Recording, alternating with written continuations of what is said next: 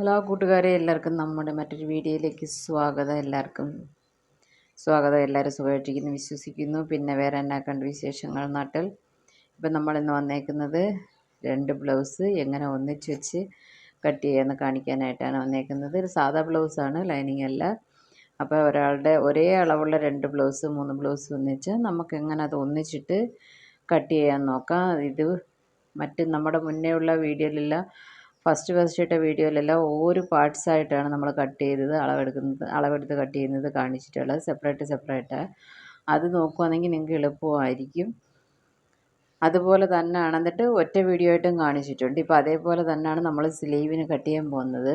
6.25 സ്ലീവിന് നമ്മൾ 1.5 ആയിട്ട് 7.25 അളവെടുക്കാൻ പോവുകയാണ്.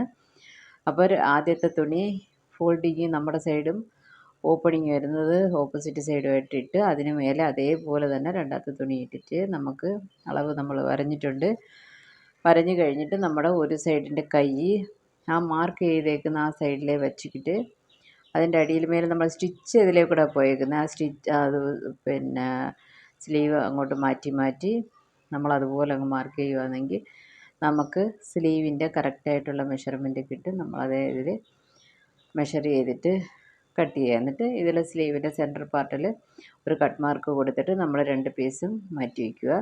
പിന്നെ അതേപോലെ ബാക്ക് പീസിൻ്റെ ഉയരം കാണാനായിട്ടാണ്. അപ്പോൾ അതിൻ്റെ ഓപ്പോസിറ്റ് സൈഡ് എടുത്തിട്ട് ഫോൾഡിങ് ഇതേപോലെ നമ്മുടെ സൈഡും ഓപ്പണിങ് സൈഡ് ഓപ്പോസിറ്റ്, അത് കറക്റ്റ് തുണി വയ്ക്കുമ്പോൾ നോക്കണം, കറക്റ്റായിട്ട് വേണം വയ്ക്കാൻ.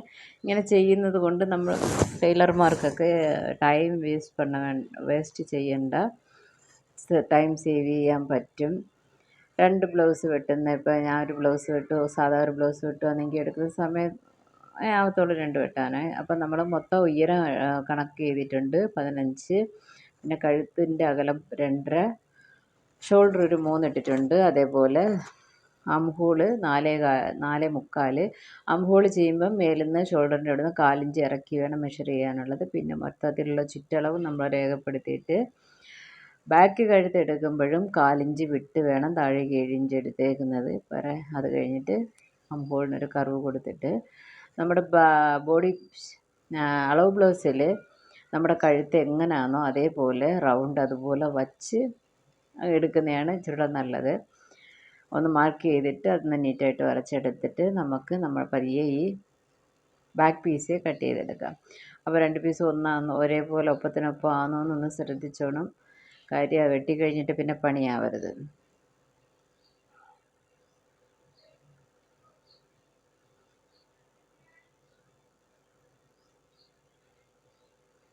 ഓക്കെ, ബാക്ക് വെട്ടിക്കഴിഞ്ഞിട്ട് ഫ്രണ്ട് പോർഷൻ വെട്ടാനായിട്ട് നമ്മളിത് ഈ പീസ് എടുത്ത് മാറ്റി വെച്ചിട്ട് ഈ ബാലൻസ് പീസ് ഉണ്ടല്ലോ അതെടുത്ത് അതേപോലെ നമ്മുടെ സൈഡ് തിരിച്ച് വയ്ക്കണം.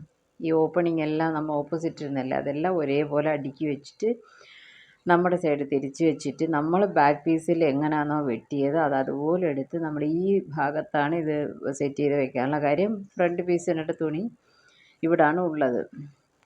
ചെയ്തിട്ട് നമ്മൾ കഴുത്ത് 2.5 മാർക്ക് ചെയ്തിട്ട് ഷോൾഡർ 3 എടുക്കുന്നുണ്ട്. പിന്നെ ബാക്ക് പീസിൽ തന്നെ ആം ഹോൾ അതുപോലെ വരച്ചിട്ട് ഈ സൈഡിന് ഒരു മാർക്കിങ് കൊടുത്തേക്കണം. ആം ഹോള് വരഞ്ഞു കഴിഞ്ഞിട്ട് നമ്മളതൊന്ന് കുഴിച്ച് വെട്ടാനായിട്ട് ഈ സൈഡിൽ ചുരുക്കങ്ങളൊക്കെ സ്ലീവിൽ ബോഡി പീസിൽ ഫ്രണ്ടിൽ ചുരുക്കങ്ങളില്ലാതിരിക്കാൻ വേണ്ടിയാണ് അവിടെ ഒരു 4 ഇഞ്ച് കുഴിച്ച് മാർക്ക് ചെയ്തിട്ട് വെട്ടുന്നത്. ഇപ്പം ഫ്രണ്ട് നെക്കിന് 4 ഇഞ്ച്, ബാക്ക് നെക്കിന് അങ്ങനെ 4 ഇഞ്ച് കൊടുത്തിട്ട് അടയാളപ്പെടുത്തി അതുപോലെ തന്നെ 5 ഇഞ്ച് താഴേക്ക് അടയാളപ്പെടുത്തിയിട്ടുണ്ട്. ഇനി ആ കഴുത്ത് വെച്ച് നമുക്ക് നെക്ക് എങ്ങനെ വന്നേക്കുന്നതെന്ന് വെച്ചാൽ അതുപോലെ വരെയാണ്. കുറച്ചൊരു വ്യത്യാസം, ഒരു 4 ഇഞ്ചിൻ്റെ വ്യത്യാസം ഉണ്ടായിരുന്നു, അത് ചേർത്താണ് ഇട്ടേക്കുന്നത്. ഇനി നമുക്ക് ഫ്രണ്ടിൽ സൈഡിൽ പിടിച്ചേക്കുന്ന ഡാട്ട് എത്ര ഉണ്ടെന്ന് വെച്ചാൽ അത് വേറെ സെൻറ്ററിലുള്ള ഡാട്ട് അതെല്ലാം നമ്മൾ അളവെഴുതി വെച്ചിട്ടുണ്ട്. മെഷർമെൻ്റ് എല്ലാം ഡിസ്ക്രിപ്ഷനിൽ കൊടുത്തേക്കാം. ഇതുപോലെ സൈഡ്, എന്നിട്ട് ഈ 3 പോയിൻ്റ് ജോയിൻ ചെയ്തിട്ട് നമ്മൾ നല്ല സൂപ്പറായിട്ട് ഇവനെ അങ്ങ് വെട്ടിയെടുക്കുക.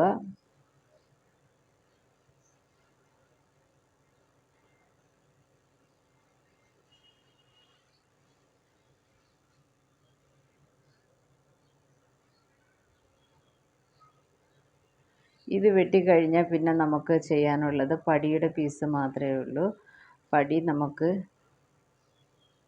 ബാക്ക് നെക്കിൻ്റെ ബാലൻസ് നീളത്തിലുള്ളൊരു സ്ഥലത്തു നിന്ന് അവിടുന്ന് നമുക്ക് പടിക്കുള്ള സ്ഥലം അളവ് കിട്ടും.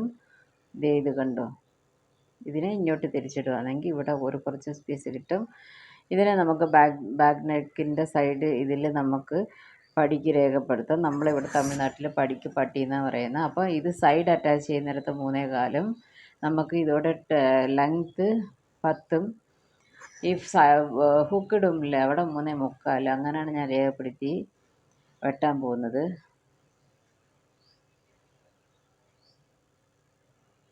ഓക്കെ, ഇപ്പം നമ്മുടെ പടിയും കിട്ടിയിട്ടുണ്ട്. നമ്മൾ വെട്ടിയിട്ട് ഈ സൈഡിലൊരു കട്ട് മാർക്ക് കൊടുക്കണം. അത് ജോയിൻ്റ് ചെയ്യുന്ന സൈഡിൽ വരുന്നതാണെന്ന് നമുക്കൊന്ന് പെട്ടെന്ന് മനസ്സിലാവാൻ വേണ്ടിയാണ് ആ കട്ട് മാർക്ക് കൊടുക്കുന്നത്. അപ്പം നമ്മൾ രണ്ട് തുണികൾ വെച്ച് എങ്ങനെ കട്ട് ചെയ്യുന്നതെന്ന് മനസ്സിലായെന്ന് വിശ്വസിക്കുന്നു. ഓക്കെ, ടാറ്റാ.